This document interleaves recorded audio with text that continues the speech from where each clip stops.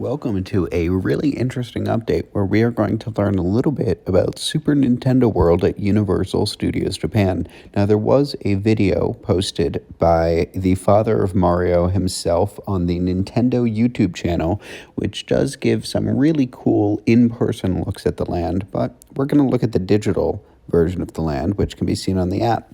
So if you go to the left side of the app, you can click on Super Nintendo World, and you'll see it kind of launches this mini app within an app. You can scan your band. Now, this is the PowerUp Band that you will have in the land that you can use to hit power blocks and item blocks, and can be used with the app. It's basically just scanning a QR code on the back of the band. You can see how this works on the video that Nintendo posted to their YouTube channel.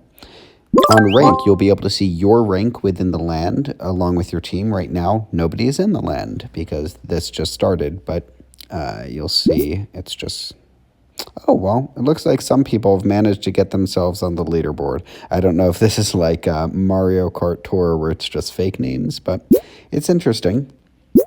Looks like some people have been doing well. Maybe those are Universal Creative members.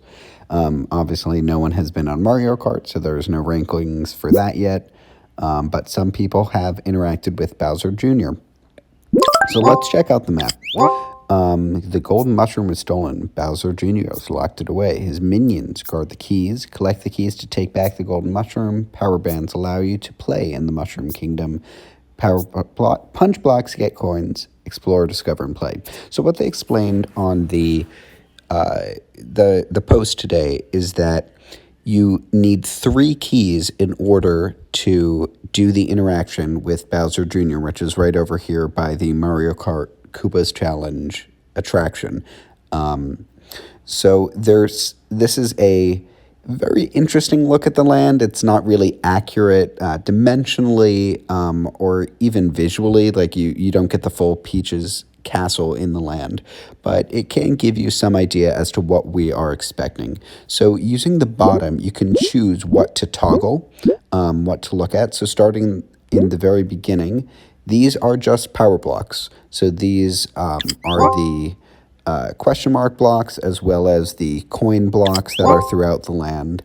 It just shows you where they are, and you can hit them, the bottom of them, with your PowerUp Band to get access to coins or items or whatever's inside.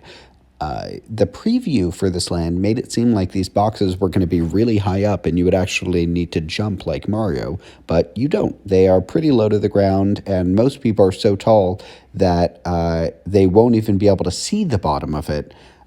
So it's basically just kind of at elbows length or waist length up in the ground. So you kind of have to go under it to tap it. Next is the... Ooh, what are these? These are the AR binoculars that you can look through to see characters throughout the land or see different things. There's a slot machine. That's interesting. Not quite sure what that is yet. A fruit basket. Again, don't know what that is yet.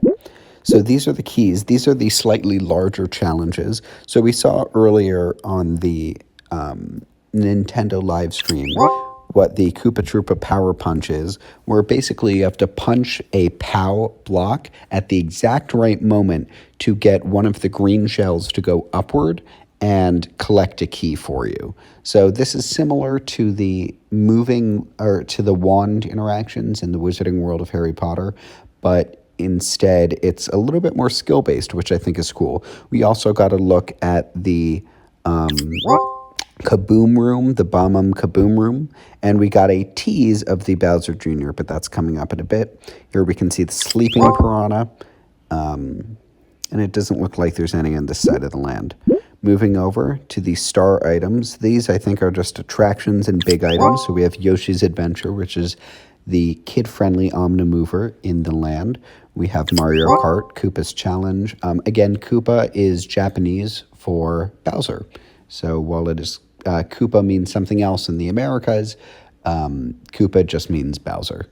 And then we have Bowser Jr. Shadow Showdown, which is the finale of this PowerUp Band. It's an experience. We don't really know what it's going to be yet, whether it has AR goggles or what. We're not quite sure. But it looks really exciting. It's kind of weird though, right? That they have Bowser Jr. and then Koopa's challenge. So Bowser can be called Bowser for Bowser Jr., but not for Koopa. Bit confused there. And then last but not least are checkpoints. So there's a checkpoint flag over here. I don't know what that is. That might be to save progress, or it just might be a flag, like the flag at the top of the hill right over here. There's another checkpoint flag here. These do look a lot like the flags at the end of any sort of Super Mario game, where you go at the end and you climb up the blocks and you try and reach the flag as high as you can. Maybe that's what it is. We don't know yet until the land opens.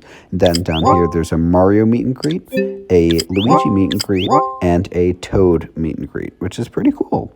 At the end, you have some options on the screen. You can edit your player profile, follow other players, and add more bands to your device.